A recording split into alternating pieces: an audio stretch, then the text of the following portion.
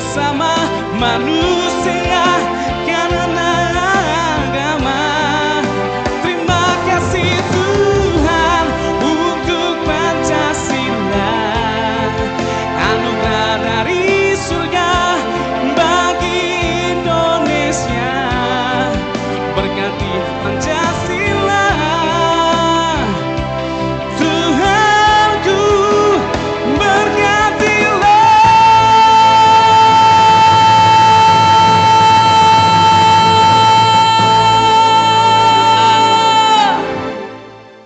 Pancasila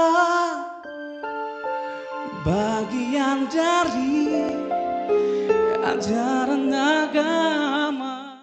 Teologi Mandiri Indonesia lahir untuk memperkuat, memastikan serta mengabadikan keragaman kepercayaan penduduk Nusantara yang telah dirajut oleh Pancasila sebagai dasar negara kesatuan Republik Indonesia dari perspektif teologi sesuai dengan sila pertama, ketuhanan yang Maha Esa.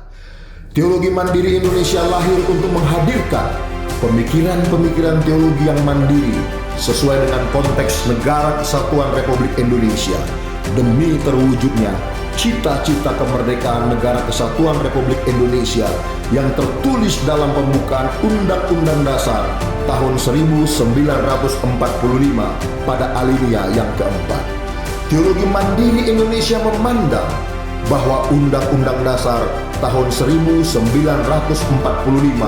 TAP MPR, Peraturan Perundang-undangan, Kitab Undang Hukum Pidana, Kitab Undang Hukum Acara Pidana, serta Perdata, dan peraturan lainnya yang sah, tidaklah lebih rendah dari kitab suci, karena semua itu adalah wujud implementasi kitab suci agar penduduk negara kesatuan Republik Indonesia makmur dan sejahtera bersama. Teologi Mandiri Indonesia berpendapat, oleh karena pengorbanan Yesus Kristus, maka semua manusia dihakimi menurut perbuatannya untuk beroleh selamat dalam kekekalan. Bahwa Yesus Kristus adalah Tuhan semua orang, apakah dia Kristen atau tidak, apakah dia disebut sebagai orang percaya kepadanya atau tidak. Sebab ketuhanannya bukan karena pengakuan manusia, ketuhanannya bukan karena adanya sebuah agama yang mempertuhankannya, melainkan karena ketaatannya melakukan kehendak Bapa. Bukan kehendakku yang jadi, melainkan kehendak-Mu. Hingga akhirnya genaplah perkataan, kepadaku telah diberikan segala kuasa di sorga dan di bumi. Puncaknya, teologi mandiri Indonesia mengajak semua manusia untuk saling mengasihi. Mengasihi sesama manusia adalah implementasi mengasihi Allah. Salam Temani, Teologi Mandiri Indonesia. Tuhan memberkati negara Indonesia.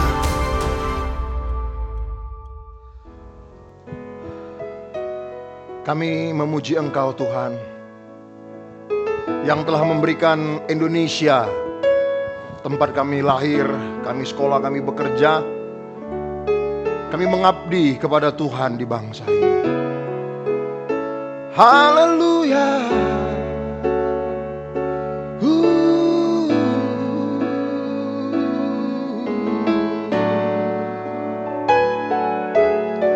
Hanya Engkau dalam hatiku yang memberikanku damai.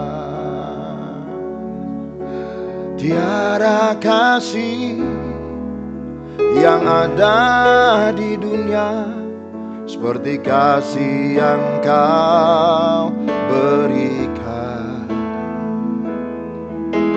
Maka jiwaku pun memuji, aman di bait-Mu. Satu asa di dalam hidupku, bersama-Mu sepanjang masa. Yang ku puja hanya diri yang selalu setia menopang dan menjagaku senantiasa, biar hidupku membawa kemuliaan bagimu, karena dirimu dan kemurahanmu telah bertata di hatiku.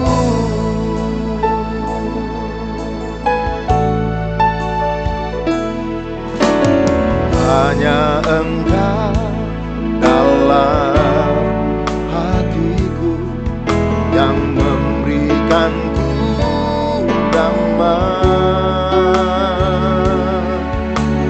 Tiada kasih yang ada di dunia seperti kasih yang Kau berikan.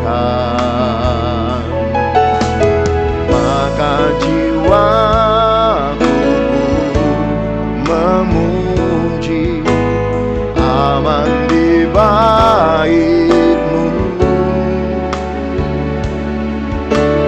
Satu asa di dalam hidupku, bersamamu sepanjang masa. Yang ku puja hanya dirimu satu, yang selalu setia menopang dan menjagaku senantiasa, biar hidupku membawa kemuliaan bagimu, karena dirimu dan kemurahanmu telah bertata di hatiku. Oh, yang ku puja hanya dirimu satu, yang selalu setia menopang dan menjagaku senantiasa, biar hidupku membawa kemuliaan bagimu, karena dirimu dan kemurahanmu telah bertata di hatiku, karena dirimu dan kemurahanmu telah bertata di hatiku, karena dirimu dan kemurahanmu telah bertata di hatiku.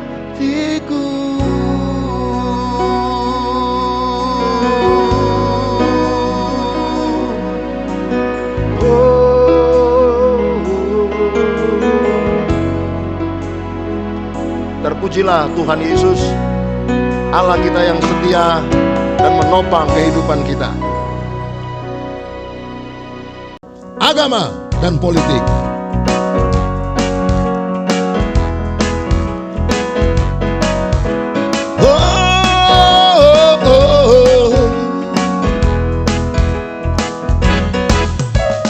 Agama dan politik bukan kejahatan. Agama menciptakan ketidakkacauan. Politik politik bertujuan untuk memerintah. Agama dan politik memerintah tanpa kekacauan. Terjadi kekacauan bukan karena agama, juga keserakahan, bukan karena politik. Manusia yang jahat biang kekacauan. Agama dan politik dijadikan alat kekuasaan. Bila hari ini kau bisa memerintahlah dengan keadilan. Jangan hadirkan kekacauan, tutupi ketidakmampuan. Jangan sampai rakyat jadi bila hari ini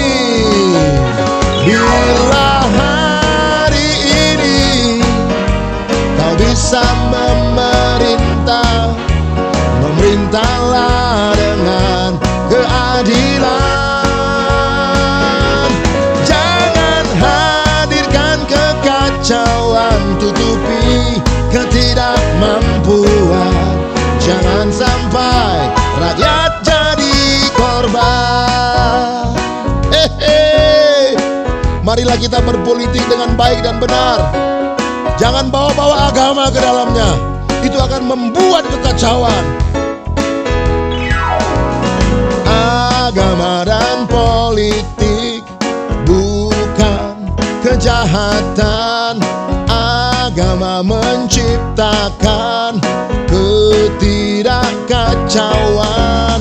Politik bertujuan untuk memerintah. Agama dan politik memerintah tanpa kekacauan. Terjadi kekacauan bukan karena agama, juga keserakahan, bukan karena politik.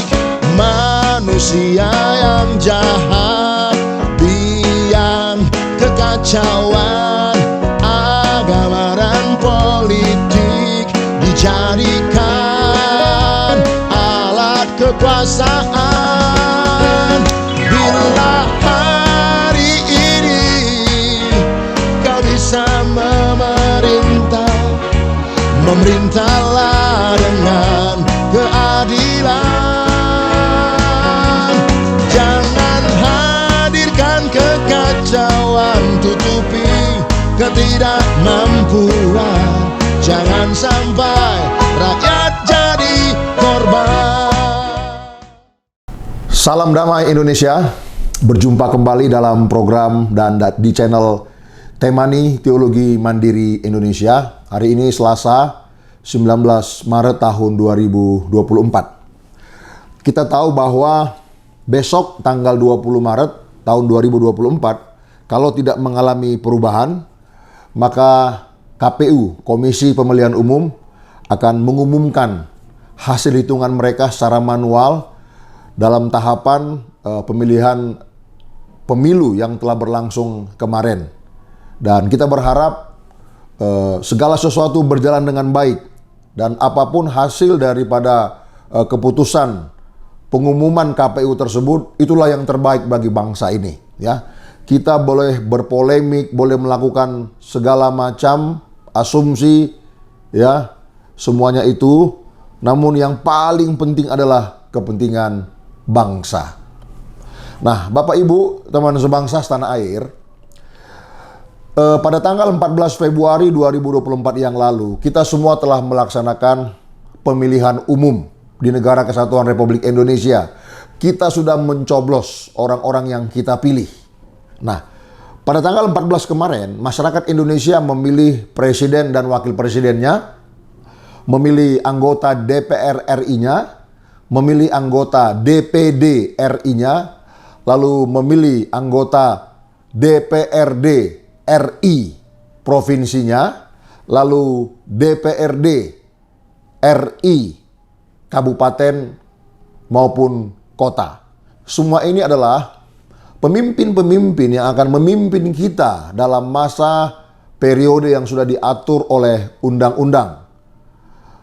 Sekira tahun 2024 sampai tahun 2029. Nah, untuk melaksanakan pemilu ini, pemilu ini tidak bisa dilaksanakan tanpa aturan.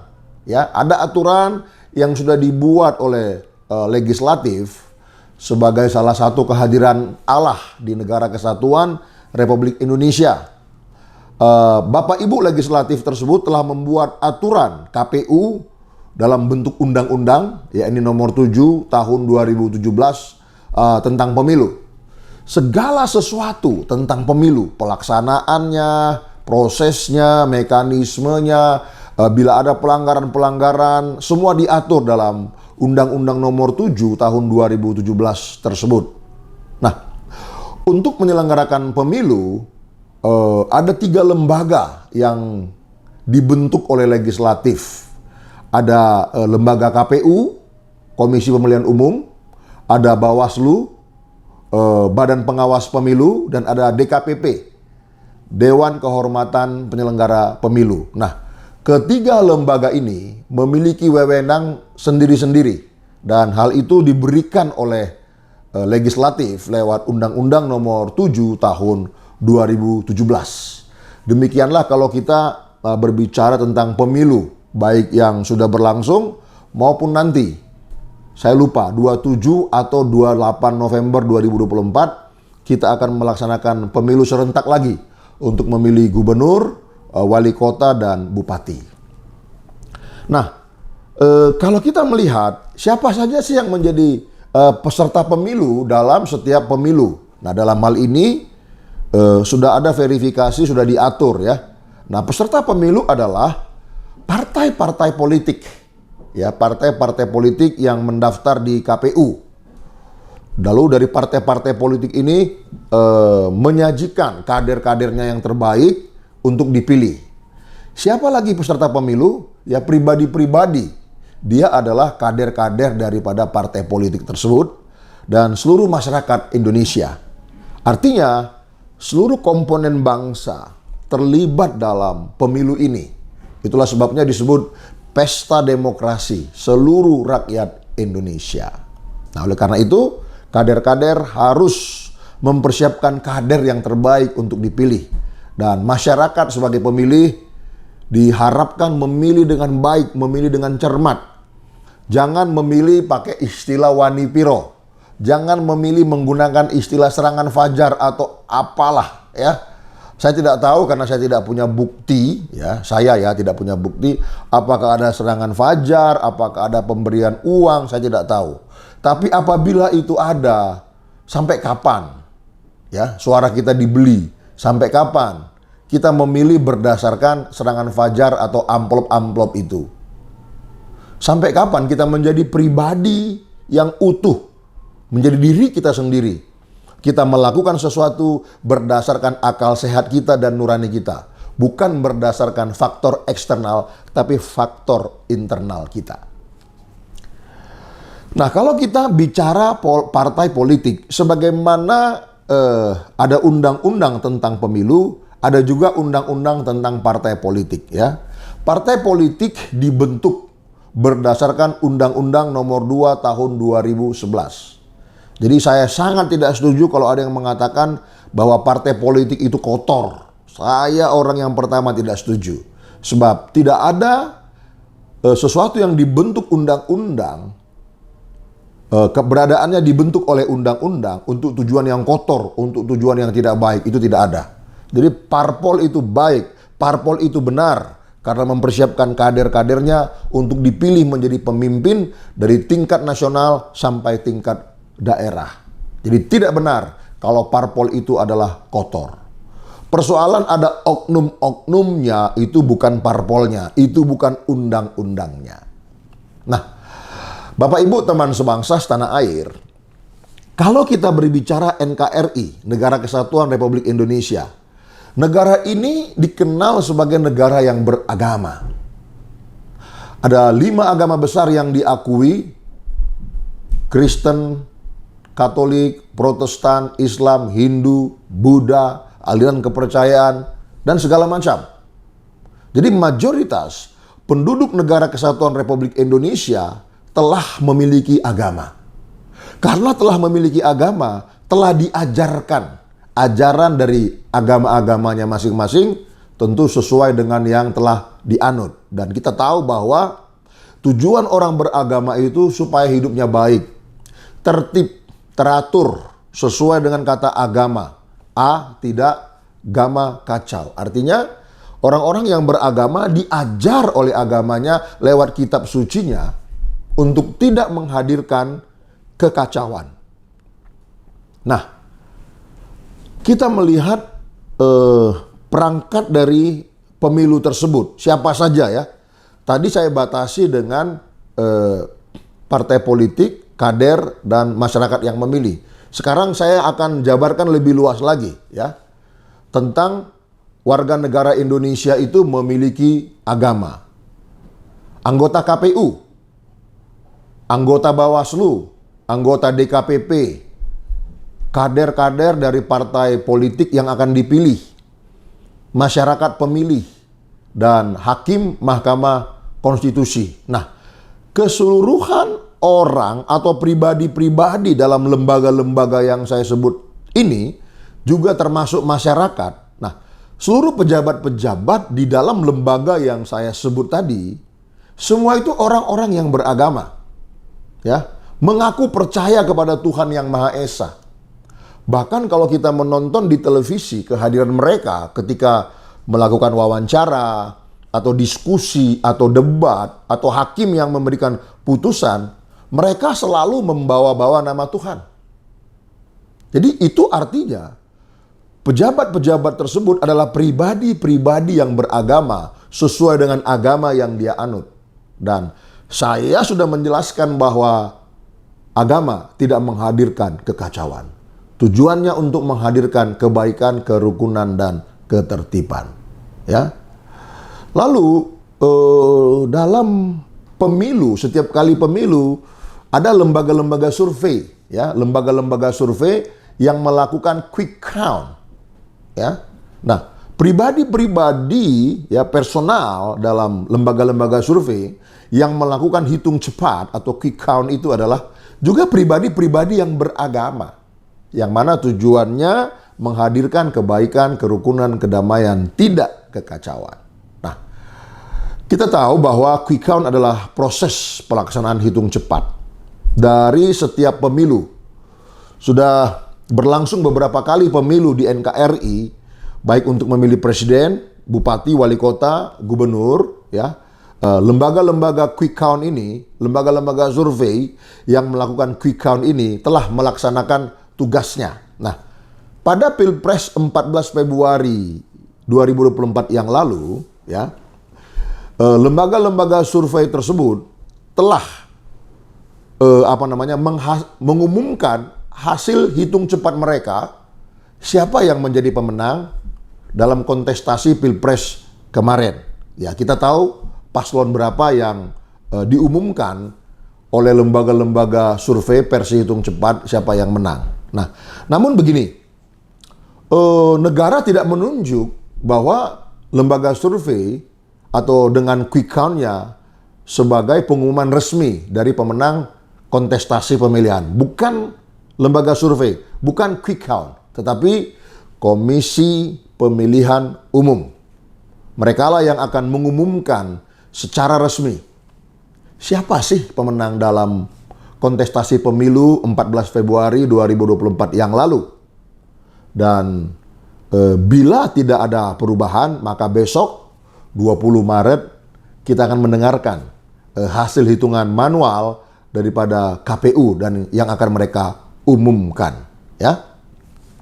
Nah, Bapak Ibu, pada tanggal 14 Februari yang lalu, ya, setelah beberapa lembaga survei tersebut mengumumkan hasil quick count-nya di sore hari, ya, di sore hari pada tanggal 14 Februari, apa yang terjadi? Ini yang terjadi, padahal yang mengumumkan itu bukan lembaga resmi yang ditunjuk oleh negara, dalam hal ini adalah KPU. Ini adalah hasil hitung cepat dari lembaga survei. Begitu diumumkan sore harinya, apa yang kita dengar? Proses terjadinya pelanggaran dalam definisi agama mulai terjadi. Proses terjadinya kekacauan agama, tidak, agama kacau. Prosesnya itu sudah mulai terlihat. Padahal yang mengumumkan bukan lembaga resmi. Kita sudah mendengarkan di televisi teriakan-teriakan pemilu curang, pemilu inkonstitusional, tolak hasil pemilu, terjadi pelanggaran secara terstruktur, sistematis dan masif. Oleh karena itu pemilu harus diulang. Ini yang kita dengar di sore hari sampai malam harinya. Bapak Ibu, kita ini orang beragama. Yang berhak mengumumkan secara resmi dan sah siapa pemenang pemilu itu adalah KPU. Tapi kita sudah melihat di sana adanya penggiringan opini atas sebuah keputusan dari sebuah lembaga, bukan lembaga yang sah untuk mengumumkan siapa pemenang pemilu. Itu tanggal 14 sore sampai malam. Udah kita dengar macam-macam tuh. Dari orang-orang yang beragama. Bahkan ada tokoh-tokoh agama yang mengatakan demikian.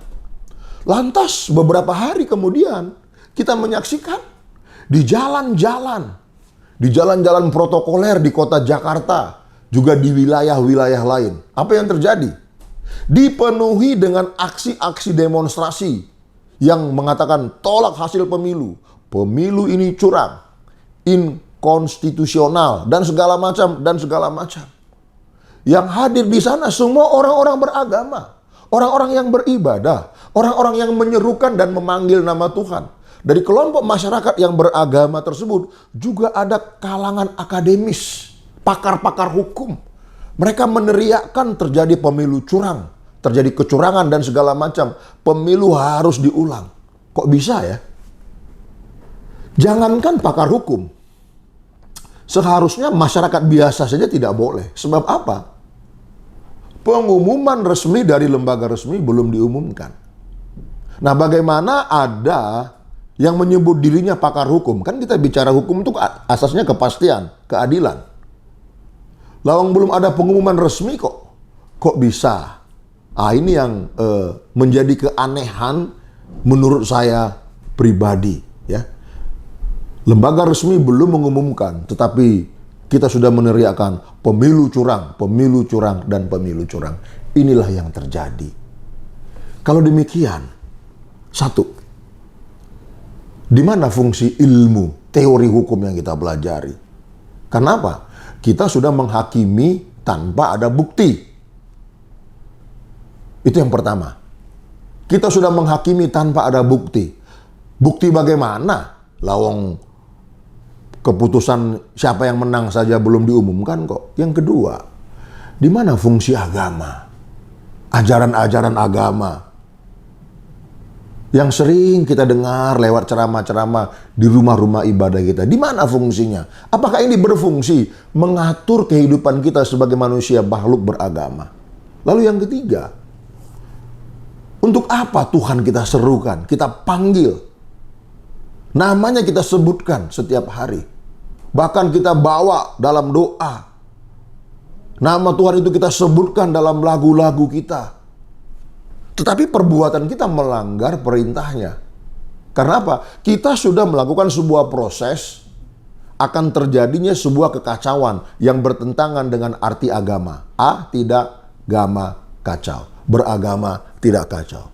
Padahal lembaga resmi belum mengumumkan siapa yang menang. Nah, saya menemukan ada permasalahan-permasalahan di sini yang perlu kita bahas bersama-sama. Adapun permasalahan yang pertama adalah bagaimana pemilu berjalan sesuai aturan yang berlaku sehingga menghasilkan pemimpin yang baik dan benar di tengah-tengah masyarakat beragama. Adapun masalah yang kedua adalah saya mencoba merumuskan bagaimana penyelesaian sengketa pemilu yang terjadi apabila ada kecurangan-kecurangan, ya. Bagaimana menyelesaikan sengketa pemilu yang terjadi di tengah-tengah masyarakat beragama yang memanggil nama Tuhan. Lalu saya merumuskan permasalahan-permasalahannya adalah yang ketiga, bagaimana penyelenggara pemilu, bagaimana peserta pemilu, bagaimana pemilih dalam pemilu yang percaya bahwa Tuhan itu ada di Indonesia, ya, lewat pemilu. Jadi bagaimana mereka itu semua percaya bahwa Tuhan itu ada lewat pemilu di negara yang beragama ini. Jadi ketiga hal ini perlu kita bahas sehingga tidak terjadi hal-hal semacam yang tadi itu. Tidak terjadi apa yang menjadi gemuruh riuh yang false, ya. Kalau riuhnya nggak false itu enak, ya. Riuh, gemuruh riuh yang false, berisik. Mulai tanggal 14 Februari sore sampai hari ini, tanggal 19. Nah, saya tidak tahu, katanya hari ini ada gerakan pengadilan masyarakat yang digembar-gambirkan, yang udah diumumkan oleh kalangan akademis. Ya, orangnya itu-itu aja menurut saya. Saya lihat YouTube-nya dari beberapa prodi fakultas dari Universitas Gadjah Mada Jogja. Bukan semua prodi loh, ya, hanya fakultas tertentu saja itu. Ya, mereka satu persatu tampil di podium mengatakan Indonesia cemas, Indonesia ini. Saya bingung juga, pakar hukum kok melakukan sebuah asumsi-asumsi yang tidak terjadi, ya. Dan bagaimana ada profesor-profesor yang lain yang mengatakan mengajak orang untuk bergerak pada tanggal 19 Maret, yaitu hari ini. Saya bingung kenapa harus hari ini tanggal 19, ya. Jangan-jangan karena besok pengumuman, lalu mereka melakukan sebuah tekanan-tekanan begitu, ya. Nah, saya tidak tahu juga, tapi itu hanya pemikiran saya saja. Ya sebaiknya nggak perlu terjadi lah. Kita ini orang yang beragama kok. Ngapain kita harus melakukan sebuah aksi-aksi yang bertentangan dengan peraturan yang sah berlaku? Karena kita harus meyakini bahwa di dalam peraturan sah yang berlaku itu Allah hadir di sana, ya. Nah, kita harus tahu apa tugas dan wewenang KPU. Komisi Pemilihan Umum punya wewenang, punya tugas berdasarkan pasal 12 Undang-Undang Nomor 7 Tahun 2017 tentang pemilu. Banyak sekali tugasnya. Saya tidak mungkin baca semuanya. Ya. Bapak Ibu bisa searching di Google, ya, pasal 12 Undang-Undang Nomor 7 Tahun 2017 tentang pemilu. Di sana disampaikan apa yang menjadi tugas daripada Komisi Pemilihan Umum, ya, merencanakan program, anggaran, serta menetapkan jadwal pemilu dan segala macam lah, melakukan pemilu, mengangkat orang-orang yang mendukung pemilu dari tingkat nasional, provinsi, kabupaten maupun kota madya, ya, lalu memutuskan, ya. Lalu ada juga tugas KPU dalam pasal 13 Undang-Undang Nomor 7 Tahun 2017, ya. Bapak Ibu bisa baca semua di sana secara jelas apa yang menjadi tugas dan wewenang KPU. Lalu Bawaslu juga memiliki tugas dan wewenang yang diatur di dalam Undang-Undang Nomor 7 Tahun 2017. Saya lupa itu pasal berapa, ya. Apakah pasal 85 atau 95? Maaf, saya lupa, ya, saya lupa. Saya lupa. Nanti Bapak Ibu bisa searching di sana. Nah, apa yang menjadi tugas dan wewenang Bawaslu? Ya, semua diatur di sana. Yang paling utama adalah sengketa proses pemilu. Jadi kalau ada pelanggaran-pelanggaran yang diyakini terjadi dalam pemilu, itu harus lapor ke Bawaslu. Kita tidak boleh melakukan sebuah aksi yang bertentangan dengan peraturan. Kita harus mempercayakan semuanya itu kepada lembaga yang sah, yang ditunjuk oleh negara juga secara sah. Gitu, ya. Yang berikut adalah tugas dan wewenang DKPP. Nah, tugas dan wewenang DKPP juga itu diatur dalam Undang-Undang Nomor 7 Tahun 2017. Bapak Ibu bisa searching pasalnya di mana, karena begitu banyak pasal dalam Undang-Undang Nomor 7 tahun 2017 tersebut. Antara lain menerima aduan. Intinya itu melakukan menjelaskan atau memproses sengketa dalam pemilu atau juga mengadili personal-personal, pejabat-pejabat dari penyelenggara Komisi Pemilihan Umum tersebut. Jadi semuanya itu ada wewenangnya, semuanya itu bekerja sesuai dengan aturan. Jadi tidak ada satu orang pun di negara Republik Indonesia atau tidak ada satu lembaga pun yang boleh melakukan tugasnya tanpa ada pengawasan, ya, tanpa ada pengawasan. Harus diawasi karena manusia harus diawasi. Untuk membuat manusia itu menjadi yang seutuhnya, dia harus diawasi. Kalau ada manusia tidak mau diawasi, berarti dia tidak ingin menjadi manusia yang seutuhnya. Nah, jadi ketiga lembaga itulah yang mengurusi seluruh urusan pemilihan umum. Ya, di channel Temani kita sudah belajar, atau bukan belajar ya, kami sudah menyampaikan semampu kami perihal trias politika. Ada legislatif, ada eksekutif, dan yudikatif. Nah, saya pernah mendengarkan penjelasan pakar hukum tata negara Republik Indonesia yang juga pernah menjadi ketua Mahkamah Konstitusi, ketua Hakim Mahkamah Konstitusi, Prof. Jimli. Prof. Jimli Asidiki mengatakan begini, saya cukup kaget juga tapi masuk akal. Beliau mengatakan bahwa KPU, Bawaslu, dan Dewan Kehormatan Penyelenggara Pemilu itu adalah kekuasaan tertinggi. Kita tahu ada trias politika, satu negara dengan 3 pembagian kekuasaan. Legislatif, eksekutif, dan yudikatif. Tapi menurut Prof. Jimli Asidiki, dalam konteks pemilu, KPU, Bawaslu, DKPP, ini adalah pembagian kekuasaan tersendiri dalam konteks pemilu, di mana mereka tidak boleh diintervensi oleh legislatif, eksekutif, maupun yudikatif. Dan saya pikir benar juga, masuk akal juga. Jadi, kita trias politika, of course, yes. Tapi dalam konteks pemilu, bukan tri lagi, bisa four. Karena pemilu ya, after pemilu, balik lagi menjadi three. Kan kira-kira begitu ya. Ya, itu masuk akal dan benar sekali karena legislatif, eksekutif, dan akhirnya yudikatif juga itu adalah produk dari pemilu. Nah, bagaimana kalau ketiga lembaga ini mencampuri, mengganggu KPU, Bawaslu, atau DKPP? Ya, apa jadinya hasilnya, kan begitu ya. Jadi tidak benar kalau ada kekuatan-kekuatan yang menyerang kekuatan yang posisinya itu sama, ya, bukan di bawah, ya. Jadi kalau ada teriakan-teriakan seperti itu, ya stoplah kalau kita tidak memiliki bukti-bukti. Ya.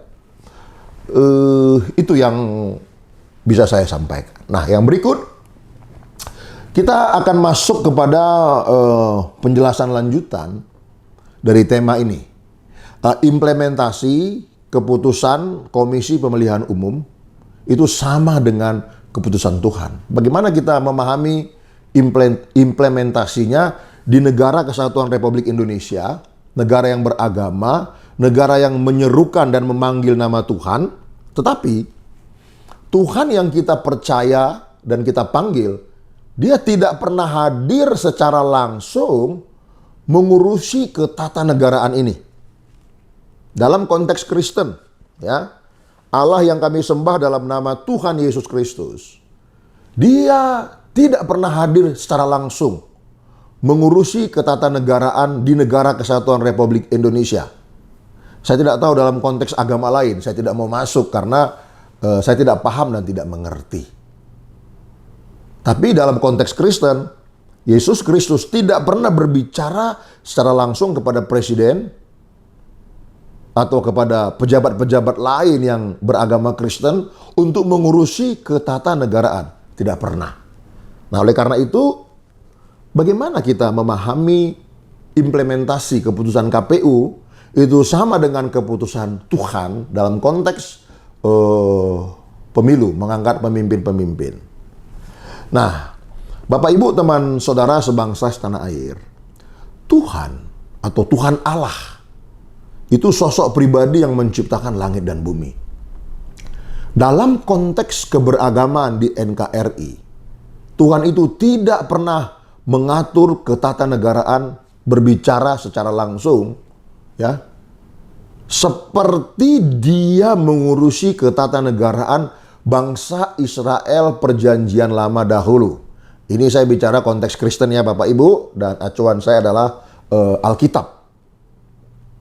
Kalau kita mempelajari bangsa Israel dahulu, Tuhan Allah yang kami percayai dan kami sembah dalam nama Tuhan Yesus Kristus, dia campur tangan.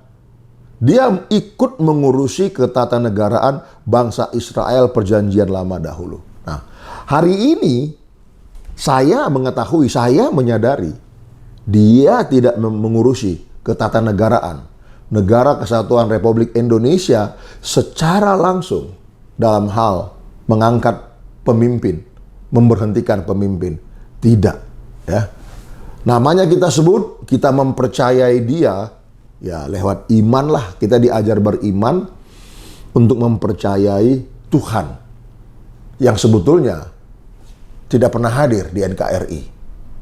Dia hanya hadir dalam konteks Kristen di Israel dahulu.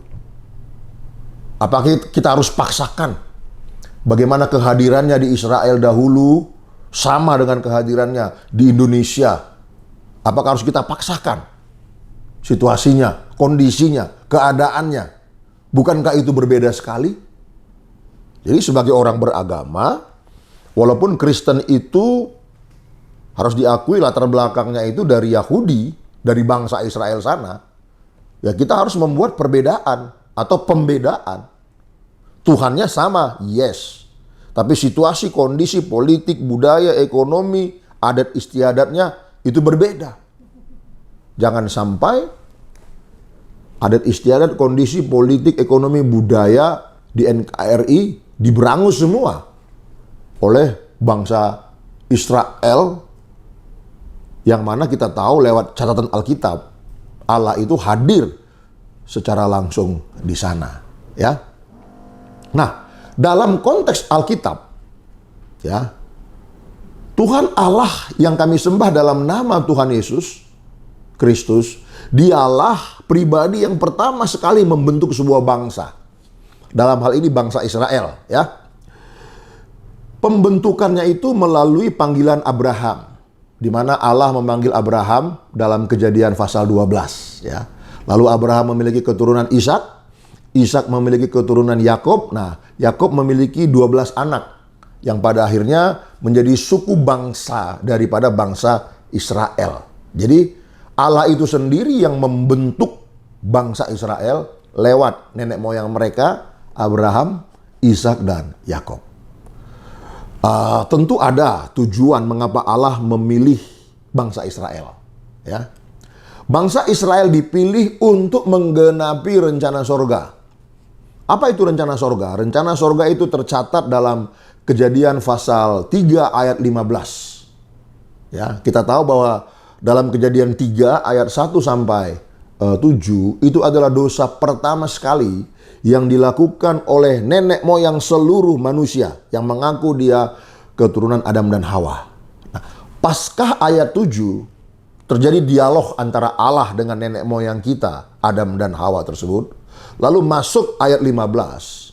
Itulah rencana sorga yang pertama sekali yang saya sebut kasih karunia Allah yang Allah berikan kepada manusia. Bukan hanya kepada orang beragama Kristen, tapi kepada seluruh keturunan Adam dan Hawa. Seluruh keturunan Adam dan Hawa, maksud saya, untuk menebus dosa Adam dan Hawa, supaya manusia itu bisa diselamatkan, beroleh keselamatan. Jadi Kejadian 3 ayat 15 itu adalah rencana sorga.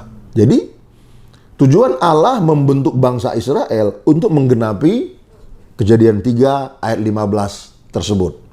Mengeksekusi kasih karunia Allah yang melampaui akal pikiran itu. Nah, Kejadian 3 ayat 15 ini Bapak Ibu, ini sudah tergenapi semua secara utuh ya. Saat Yesus lahir, dia melayani, mati, bangkit dari antara orang mati, menampakkan diri 40 hari, lalu kembali terangkat ke sorga. Nah, Kejadian 3 ayat 15 tergenapi secara menyeluruh. Nah, tentu ada bangsa-bangsa lain yang ada di sekitar Israel. Tapi bangsa-bangsa lain itu tidak masuk dalam rencana Allah untuk menggenapi Kejadian 3 ayat 15. Khusus bagi bangsa Israel saja. Ya. Nah, tujuan bangsa berdiri adalah menghadirkan adil, makmur, dan sejahtera. Sudah pasti ya. Hal ini juga sesuai dengan sifat Allah itu sendiri, yaitu adil, makmur, dan sejahtera. Itulah sebabnya dalam ketatanegaraan bangsa Israel, Allah terlibat langsung, ya. Selain untuk menggenapi Kejadian 3 ayat 15, karena Israel itu bangsa, negara, banyak orang-orang di dalamnya yang memiliki kepentingan, maka Allah hadir untuk menghadirkan adil, makmur, dan sejahtera. Secara langsung loh itu ya, secara langsung. Apa yang Allah itu ucapkan, itulah peraturan. Apa yang Allah ucapkan, itulah undang-undang yang harus dipatuhi mereka. Nah, salah satu cara untuk menghadirkan adil, makmur, dan sejahtera adalah bagaimana Allah mengangkat pemimpin-pemimpin. Waktu itu sistem pemerintahan Israel adalah kerajaan, tapi kerajaan teokrasi, ya. Teokrasi dan kerajaan, ya samalah kira-kira begitu ya. Maksudnya begini, sistem pemerintahnya kerajaan dipimpin oleh raja, tapi tidak murni dipimpin oleh raja. Ada Theo, ada Allah yang memimpin dan menyertai. Ya. Jadi salah satu cara Allah untuk menghadirkan adil, makmur, dan sejahtera untuk mengangkat lewat cara mengangkat pemimpin-pemimpin, ya, sebab raja itu sangat berperan penting untuk menghadirkan adil, makmur, dan sejahtera. Kalau kita melihat sejarah bangsa Israel dalam Perjanjian Lama, kalau pemimpinnya itu melawan Tuhan, maka rakyat itu ditindas, menderita, sengsara. Tapi kalau pemimpinnya itu dekat dengan Tuhan, mengandalkan Tuhan, maka negara itu, bangsa itu, rakyat itu makmur dan sejahtera. Lalu sekalipun warga negara Kesatuan Republik Indonesia yang beragama Kristen mempercayai Tuhan yang sama, lagi sekali saya harus ulangi, Allah itu tidak mengurusi ketatanegaraan di NKRI ini secara langsung. Tetapi Allah mengharapkan adil, makmur, dan sejahtera terjadi di negara Kesatuan Republik Indonesia ini. Sekalipun dia tidak hadir secara langsung, seperti kehadirannya langsung di tengah-tengah bangsa Israel, Perjanjian Lama dahulu, Allah yang sama mengharapkan adil, makmur, sejahtera, sesuai dengan hakikat dan sifat-sifatnya terjadi di NKRI. Karena itu, kehadiran Allah di negara Kesatuan Republik Indonesia demi mewujudkan adil, makmur, dan sejahtera itu adalah melalui seluruh peraturan sah yang berlaku di NKRI. Allah hadir di situ. Allah hadir melalui pejabat-pejabat yang dipercayai untuk membuat peraturan. Allah hadir melalui pejabat-pejabat yang dipercayai untuk melakukan peraturan. Allah hadir di NKRI lewat pejabat-pejabat yang dipercayai oleh negara untuk menghukum orang-orang yang melanggar peraturan.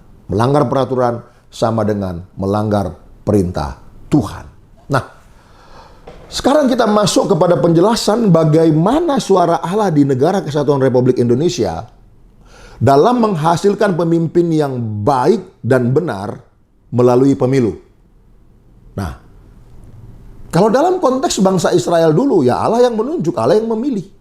Tapi dalam konteks pemilu di NKRI, untuk menghasilkan pemimpin yang berkualitas, yang baik dan yang benar, karena pemimpin ini berhubungan erat dengan kesejahteraan atau tidaknya suatu bangsa. Nah, bagaimana suara Allah hadir di NKRI lewat semua itu? Yang pertama, Kita tahu Bapak Ibu bahwa di NKRI kehadiran Allah itu dinyatakan dalam Undang-Undang Dasar tahun 1945 serta hierarki peraturan perundangan. Itu yang saya yakini. Sebagaimana Allah mengharapkan kehendaki adil, makmur, dan sejahtera, sebagaimana Allah harapkan hendaki orang-orang di Indonesia ini taat pada peraturan, sama seperti Allah yang sama menghendaki orang Israel perjanjian lama dulu taat pada aturan, maka untuk membuat manusia itu taat pada aturan harus ada aturannya. Sehingga bisa menghadirkan adil, makmur, dan sejahtera. Lewat apa? Undang-Undang Dasar 45. Sumber hukum tertinggi, lalu hierarki peraturan perundangan, dan seluruh peraturan-peraturan yang dibuat yang tidak bertentangan dengan Undang-Undang Dasar 1945. Di sanalah Allah itu hadir. Di sanalah Allah menyatakan dirinya. Tidak ada satu peraturan perundangan yang bertentangan dengan sifat Allah. Tidak ada. Dan semua peraturan perundangan itu dibuat oleh orang-orang yang beragama. Oleh orang-orang yang percaya kepada Tuhan yang Maha Esa. Tidak ada peraturan perundangan yang memperbolehkan kita mencuri, membunuh, berzina, mengambil milik orang lain. Tidak ada. Itu sesuai dengan kehendak dan maunya Allah, maunya Tuhan. Makanya diatur dalam peraturan perundangan. Supaya masyarakat dalam satu bangsa tertib, rukun, damai. Lalu yang kedua, di negara Kesatuan Republik Indonesia, eksekusi kehadiran Allah itu dilakukan oleh trias politika. Legislatif, eksekutif, dan yudikatif. Legislatif yang membuat undang-undang, eksekutif yang melakukan undang-undang, dan yudikatif mengawasi semuanya. Memberikan hukuman kalau ada pelanggaran-pelanggaran. Itu yang terjadi di negara Kesatuan Republik Indonesia sebagai kepanjangan, representasi kehadiran Allah. Karena sifatnya, tujuannya sama. Menghadirkan adil, makmur, dan sejahtera. Lalu yang ketiga, dalam konteks pemilihan pemimpin, dari semua level, daerah sampai nasional, suara Allah untuk ditentukannya pemimpin-pemimpin tersebut ditetapkan lewat proses pemilihan umum. Dalam konteks dulu kan tidak ada pemilihan umum. Allah yang langsung mengangkat Saul, mengangkat Daud. Tapi hari ini di negara Kesatuan Republik Indonesia, dalam konteks Kristen sekalipun Tuhannya itu sama, tapi prosesnya berbeda. Allah telah menyerahkan semuanya kepada proses pemilu.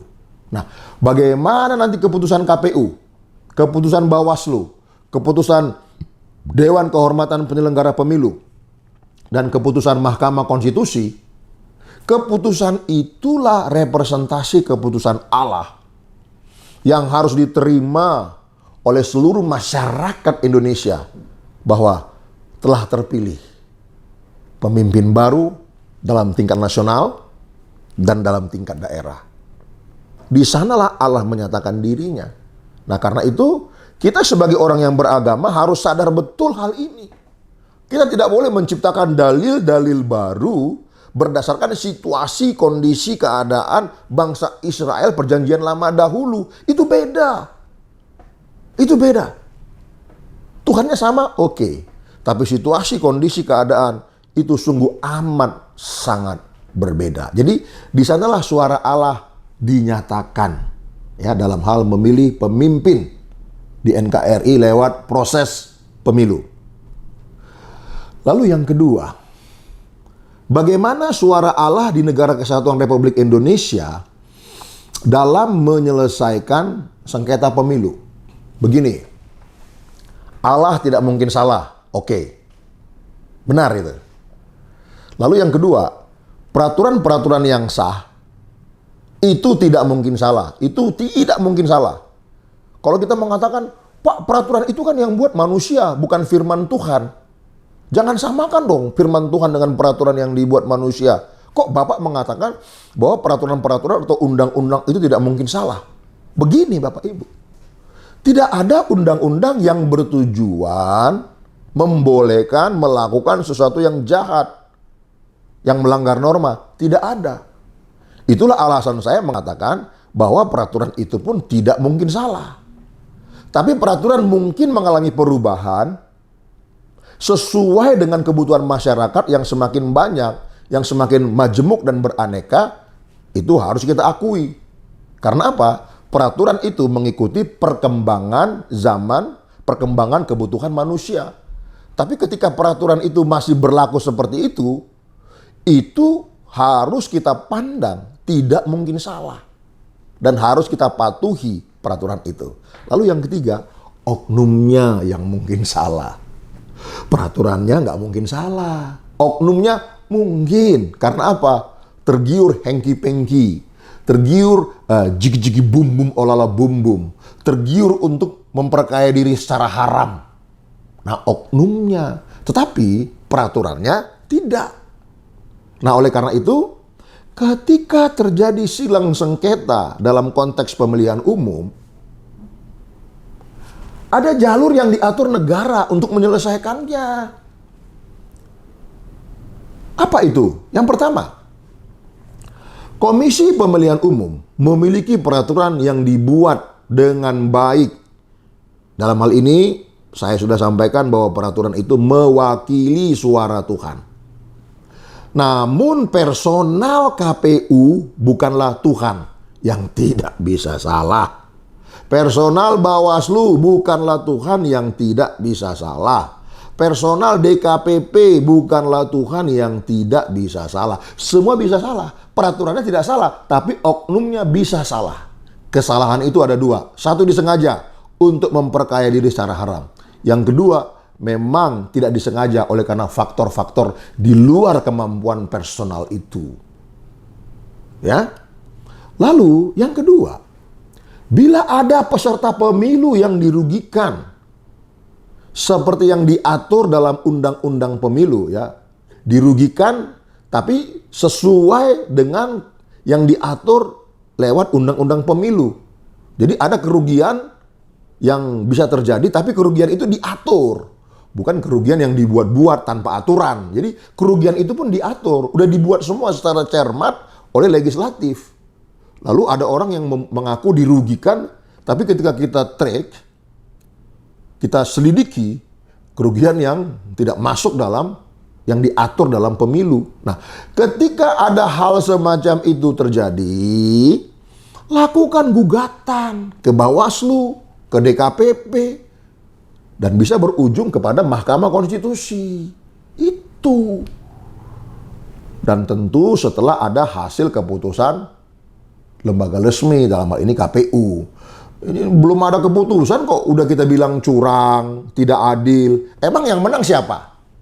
Kan ada 3 paslon tuh, presiden, ya, dan cawapres. Yang lain tidak dianggap menarik sepertinya oleh masyarakat Indonesia. DPR RI, DPD RI, DPRD provinsi, DPRD kota madya dan kabupaten. Sepertinya tidak dipandang penting ya. Penting juga. Tapi yang paling penting kan 01, 02, 03. Sampai hari ini tanggal 19 Maret 2024. Sudah ada yang menang? Secara resmi? Diumumkan oleh lembaga resmi? Ada apa enggak? Belum ada, bos. Ngapain kita ribut-ribut teriak pemilu curang lah, pemilu ini, pemilu inilah. Saya sarankan sebetulnya dari dulu kumpulkan semua bukti-bukti yang menurut Bapak Ibu terjadi kecurangan secara terstruktur, sistematis dan masif. Lah besok kalau tidak ada perubahan, KPU mengumumkan siapa pemenang Pilpres dan Pilwapres, lakukan aksi sesuai dengan yang diatur oleh pemerintah. Jangan membuat kekacauan ya. Lalu yang ketiga, bagaimana suara ala di NKRI dalam menyelesaikan silang sengketa hasil pemilu? Yang ketiga, jangan membuat kekacauan. Baik secara terang-terangan atau sembunyi-sembunyi. Karena itu bertentangan dengan hakikat Tuhan. Jangan melakukan satu gugatan atau satu perbuatan yang tidak diatur oleh negara, oleh peraturan negara. Saya sudah sampaikan, peraturan negara itu sama dengan peraturan Tuhan yang harus kita patuhi. Tempuh jalur, bawa bukti, begitu. Nah, saya nonton di YouTube atau di TikTok, dan ini bukan TikTok-TikTokan, beneran karena suaranya jelas, orang yang bicara jelas. Ada saksi yang mengatakan, terjadi kecurangan pemilu, terjadi penggelembungan suara, ada anggota di bawah KPU yang menerima suap. Dia yang berkata demikian, bersaksi di depan KPU. Lalu Ketua KPU Bapak Hasyim Asyari mengatakan, di TPS berapa? Nggak bisa jawab. Siapa atau suara siapa yang digelembungkan? Nggak bisa jawab. Partai mana yang digelembungkan suaranya? Nggak bisa jawab. Siapa yang memberi suap dan menerima suap? Nggak bisa jawab. Itu jelas kok beredar tuh di media-media sosial. Nah ini kan kita bingung. Kalau memang kita punya bukti, catat dulu semuanya. Jangan asumsi. Kita bicara hukum itu bicara kepastian. Tidak boleh asumsi. Ya. Itu asas pembuktian itu siapa yang mendalilkan, siapa yang menggugat, dia harus membuktikan. Harus membuktikan dia. Ya, itu. Nah, jadi janganlah membuat kekacauan secara terang-terangan atau sembunyi-sembunyi. Ya, jangan. Kalaupun nanti ada yang kalah, ada yang itu, lakukan gugatan. Jangan membuat kekacauan. Karena apa? Itu melawan Tuhan. Itu melawan hakikat agama. Tidak. Agama kacau. Agama tidak kacau. Itu yang harus kita pahami. Lakukan semuanya sesuai dengan aturan yang berlaku. Ini penting. Tidak boleh kita paksakan kehendak kita. Kita ini manusia yang terbatas juga. Belajarlah tunduk, turut pada aturan. Itu akan membuat kita menjadi manusia yang berkualitas. Ingat di bumi ini cuma sementara kok. Ya. Lalu yang berikut yang ketiga. Nah, bagaimana suara Allah di NKRI meyakinkan peserta pemilu dan pemilih bahwa keputusan penyelenggara pemilu dalam hal ini KPU, Bawaslu, DKPP adalah keputusan Tuhan. Kita negara beragama, kita menyerukan nama Tuhan. Saya sudah saya sudah menjelaskan berdasarkan kemampuan saya bahwa peraturan itu adalah representasi kehadiran Tuhan. Nah, dalam konteks pemilu, bagaimana suara Allah di NKRI meyakinkan peserta pemilu, pemilih pemilu, bahwa keputusan penyelenggara pemilu itu adalah keputusan Tuhan. Yang pertama saya masuk dalam konteks Kristen ya. Saya mengambil ayat Roma 13 ayat 1 sampai 14. Roma pasal 13 ayat 1 sampai 4. Tiap-tiap orang harus takluk kepada pemerintah yang di atasnya. Jelas itu. Sebab tidak ada pemerintah yang tidak berasal dari Allah. Dan pemerintah-pemerintah yang ada ditetapkan oleh Allah. Sebab itu barang siapa melawan pemerintah, ia melawan ketetapan Allah. Dan siapa yang melakukannya akan mendatangkan hukuman atas dirinya. Sebab jika seorang berbuat baik, ia tidak usah takut kepada pemerintah. Hanya jika ia berbuat jahat. Maukah kamu hidup tanpa takut terhadap pemerintah? Mau nggak? Perbuatlah apa yang baik. Perbuatlah apa yang baik dan kamu akan beroleh pujian daripadanya. Karena pemerintah adalah hamba Allah untuk kebaikanmu. Tetapi jika engkau berbuat jahat, takutlah akan dia. Karena tidak percuma pemerintah menyandang pedang. Pemerintah adalah hamba Allah yang membalaskan murka Allah atas mereka yang berbuat jahat. Jadi ya kita harus tunduk bahwa keputusan penyelenggara pemilu itulah keputusan Tuhan. Sebab mereka adalah pemerintah. Mereka adalah penentu dari hasil pemilu. Apa yang mereka putuskan, itulah yang kita terima sebagai keputusan. Karena mereka adalah pemerintah, representasi Allah. Jangan kita lawan. Kita membuat tafsir-tafsir baru, dalil-dalil baru, menurut maunya kita. Karena mungkin kita peserta pemilu yang tidak menang. Kita bawa-bawa nama Tuhan untuk mengubah keputusan KPU, untuk menolak keputusan Bawaslu, untuk menolak keputusan pemerintah bertalian dengan pemilu, hasil pemilu. Kita bawa-bawa nama Tuhan. Tuhan yang mana, bos? Hah? Tuhan yang mana? Saya mau tahu. Saya pikir tidak ada Tuhan seperti itu. Tidak ada. Itu Tuhannya kamu itu. Bukan pencipta langit dan bumi. Cuman karena kamu nggak kuat, kamu bawa-bawa nama Tuhan pencipta langit dan bumi. Ya. Jadi jangan menjadi Tuhan lah. Udah, itu aja. Tuhan tidak diatur. Tapi kita harus diatur. Kalau sudah diatur berdasarkan peraturan yang sah, itulah peraturan Tuhan. Titik, turutin. Jangan membuat Tuhan baru sesuai dengan tafsirmu. Gak boleh itu. Kamu itu Tuhannya. Kamu sendiri Tuhannya. Siapa yang percaya sama kamu kalau kamu Tuhan? Saya Tuhan. Enggak mungkin. Saya hanya mengajarkan ajaran Tuhan. Berusaha untuk melakukannya. Menjadi contoh dan menjadi teladan. Yang kedua, Bapak Ibu, jika memang pemerintah melakukan pelanggaran secara terselubung, sehingga tidak dapat dibuktikan secara hukum, percayakan semuanya kepada Tuhan, bukan kita yang menentukan. Pada akhirnya, kita melakukan sebuah gugatan-gugatan, misalkan begitu ya, dan memang nggak terbukti. Tidak terbukti adanya sebuah pelanggaran yang dilakukan oleh penyelenggara pemilu, sehingga keputusan mereka harus kita patuhi. Dugaan pelanggaran itu tidak ada buktinya. Begini, kalau memang mereka melakukan pelanggaran secara terselubung ya Bapak Ibu ya, sehingga tidak bisa dibuktikan secara hukum, percayalah, Tuhan itu tidak tidur, Tuhan itu tidak diam. Dia sanggup bisa mau melakukan sesuatu. Untuk melakukan sesuatu yang tidak bisa dilakukan oleh proses hukum. Karena bicara proses hukum, bicara bukti. Sementara ini katakanlah terselubung rapi sekali. Sehingga hukum tidak bisa membuktikan. Tapi Tuhan bisa. Percayakan kepada dia. Dia bisa melakukan sesuatu. Ya. Seperti keyakinan-keyakinan kita. Tuhan sanggup, Tuhan mampu, Tuhan bisa. Percayakan semua kepada dia. Itu yang harus Bapak Ibu pegang. Ya. Dan yang terakhir, kepentingan bangsa.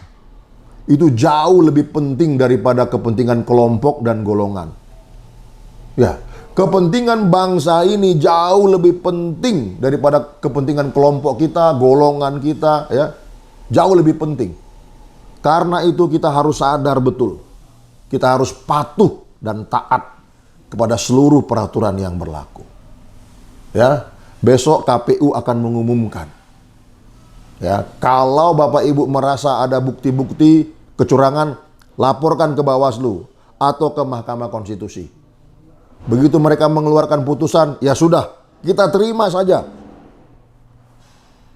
Kalau ada kejahatan terselubung yang tidak bisa dibuktikan oleh hukum, Tuhan sanggup melakukan sesuatu melampaui apa yang bisa dilakukan oleh manusia, melampaui apa yang bisa dilakukan oleh hukum yang menuntut bukti. Udah percayakan saja. Jangan melakukan aksi-aksi kekacauan sampai negara ini chaos, ya gaduh, ribut. Dan kepada seluruh masyarakat, teman-teman sebangsa setanah air, aduh, udah, ayo kita kerja aja, urusi dapur kita. Kita nggak punya kepentingan secara langsung kepada mereka. Siapapun pemimpin dan presidennya, itu putra-putri bangsa Indonesia, kita harus patuh. Jangan korbankan dirimu, teriak-teriak di jalan. Padahal kalau terjadi sesuatu, siapa yang membela engkau? Apakah mereka mau membela engkau? Jangan hina-hina presiden, hina negara. Bawa-bawa nama Tuhan. Tuhan mana yang mempersilahkan kita menghina orang lain? Nggak ada itu ya. Saya mengajak kita. Tapi kan demonstrasi bisa, Pak, dilindungi oleh undang-undang. Oke, benar. Saran saya kalau mau berdemonstrasi di lapangan, jangan korbankan kepentingan orang yang lain. Itu namanya orang yang beragama. Segala sesuatu yang dia lakukan, dia pikirkan apakah perbuatan ini akan merugikan, memberi dampak kepada yang lain atau tidak. Itu baru benar. Ya. Jadi kita tunggu sampai besok. Hari ini kalau ada orang yang melakukan aksi-aksi dari pagi sampai malam tadi, saya juga tidak mengikuti. Ya. Lakukan dengan santun, baik dan benar. Tapi ya hari ini ya ngapain hari ini? Keputusannya besok kok. Jangan mau Bapak Ibu. Ya, jangan mau deh. Udah di rumah aja kita. Urusi kerjaan, urusi suami, istri dan segala macam. Kita mau berjalan dengan baik dan damai semuanya. Nah, dan kesimpulan daripada tema ini adalah yang pertama, Tuhan hadir di NKRI lewat peraturan-peraturan sah berlaku.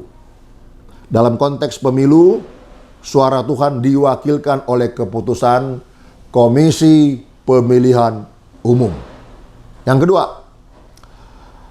Komisi Pemilihan Umum, Bawaslu, DKPP tidak sesempurna Allah. Ya, tidak.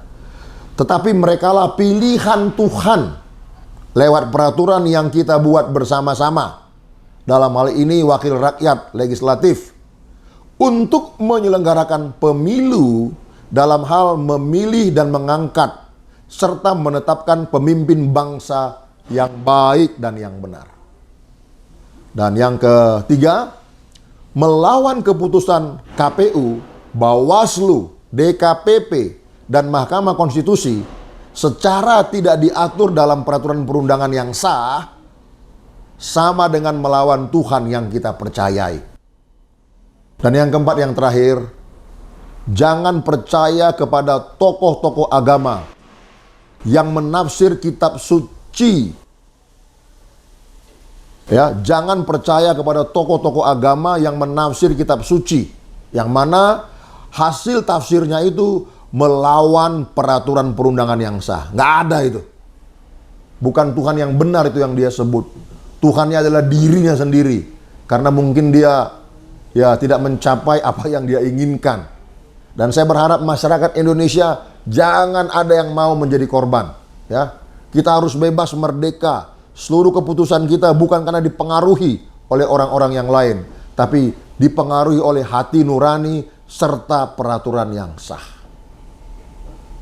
Semoga hasil pemilihan, hasil keputusan besok 20 Maret ya kita patuhi, ya, bukan semoga ya, bukan, harus kita patuhi sebagai orang yang beragama. Terima kasih. Tuhan Yesus memberkati. Bapa kami di sorga, di dalam nama Tuhan Yesus Kristus. Kalau tidak ada perubahan ya Tuhan, 20 Maret besok KPU akan mengumumkan siapa pemenang presiden dalam kontestasi Pilpres yang sudah kami lakukan 14 Februari 2024 yang lalu. Sebagai masyarakat Indonesia yang percaya kepada Tuhan, yang beragama, dan kami tahu betul bahwa peraturan adalah representasi kehadiran Allah di Indonesia. Kami mau tunduk sepenuhnya kepadamu ya Tuhan. Berkati bangsa ini. Berkati negara ini. Supaya cita-cita kemerdekaan Republik Indonesia itu terwujud lewat hasil pemilu di mana akan ada pemimpin-pemimpin yang baik yang akan memimpin bangsa ini. Kami berdoa siapapun yang kalah, siapapun yang menang, semuanya legowo menerima. Tidak melakukan aksi-aksi yang bertentangan dengan aksi yang sudah diatur oleh peraturan negara ini. Bahwa kepentingan bangsa ini jauh lebih penting daripada kepentingan kelompok dan golongan. Terima kasih Tuhan. Jauhkan bangsa ini dari kekacauan, keributan, dan kegaduhan pasca putusan KPU besok. Orang-orang yang merencanakan sesuatu yang tidak baik, yang bertentangan dengan peraturan pemerintah, melawan peraturan, kami berdoa, siapapun mereka, malaikat Tuhan bekerja untuk menghalau, menghadang mereka supaya tidak mengorbankan kepentingan penduduk masyarakat Indonesia yang lebih banyak daripada jumlah mereka. Terima kasih Tuhan. Dalam nama Tuhan Yesus Kristus kami berdoa. Amin.